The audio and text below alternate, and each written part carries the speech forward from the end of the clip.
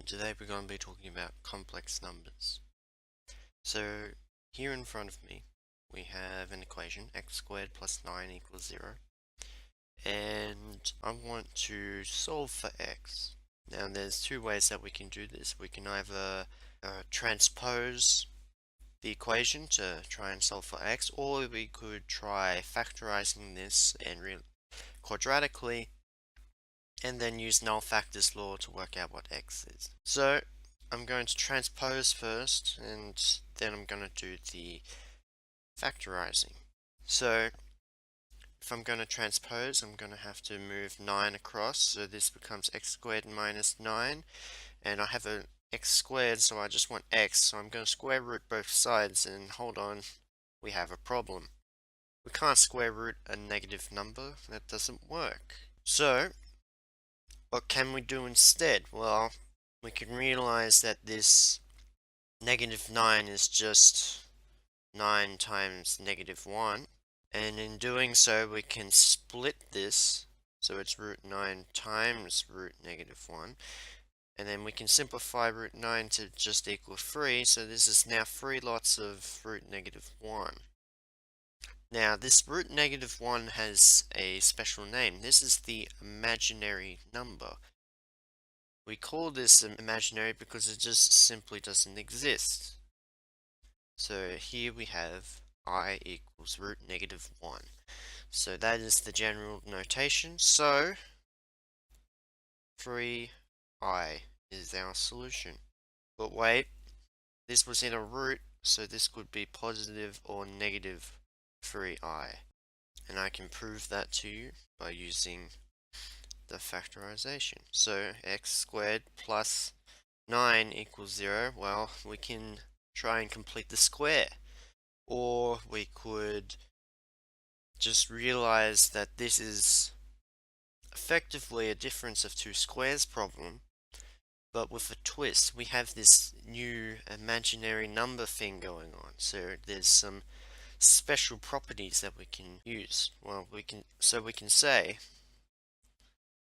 x minus something times x plus something is going to equal 0. So we need to work out what this plus and minus something is. Well, we're going to have to realize that this 9 here is just 3 squared, and then we have a plus here.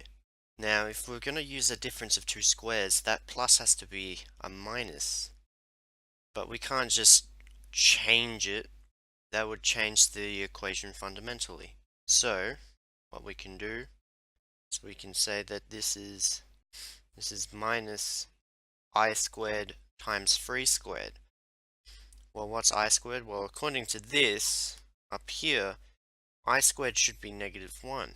Again, this shouldn't be possible, but because this is the imaginary number, this can work.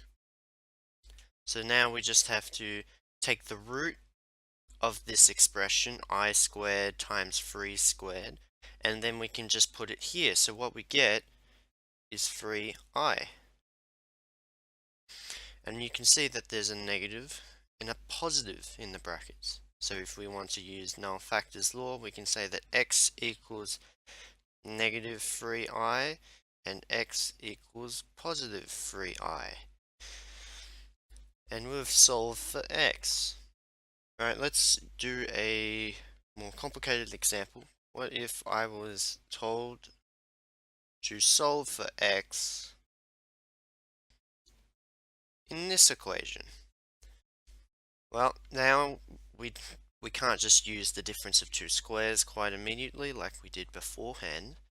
We're going to have to somehow factorize it in a different way.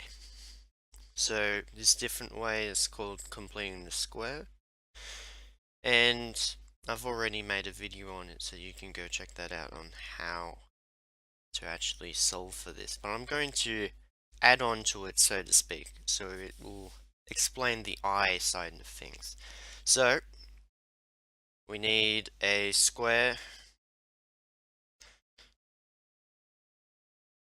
and then we need half of 12 and then square it. So half of 12 is 6, and then squared is 36, but we want to keep it as 0, so we can say 36 and plus 37 equals nothing.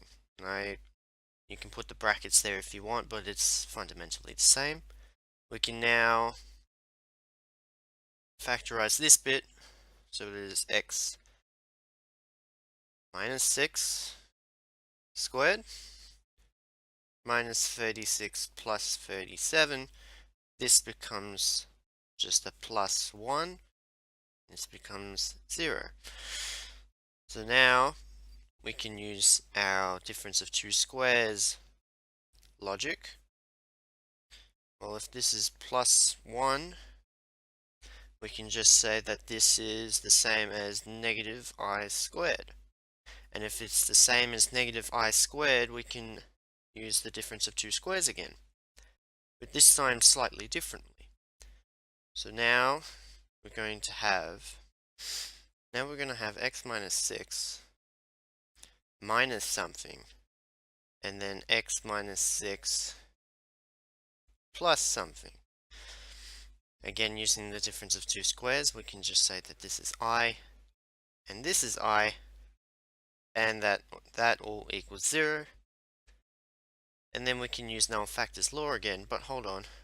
We have some brackets inside these brackets that don't need to be there, so we can just get rid of those. So this is x minus 6 minus I times x minus 6 plus I, which equals 0. So now we can say that x equals the opposite of this, so this is positive 6 plus I, and the opposite of that is positive 6 minus I.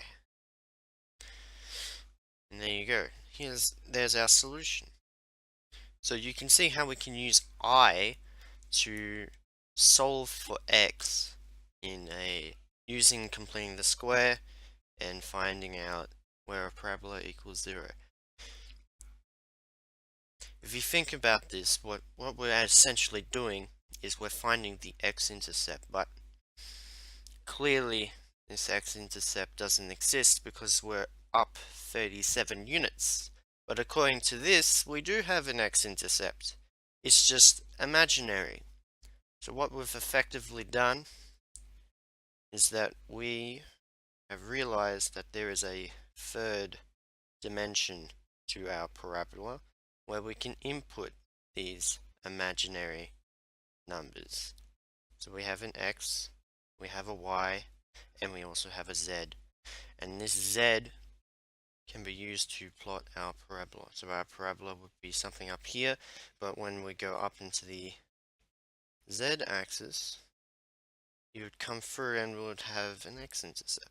So that's all the time that I have for today on complex numbers.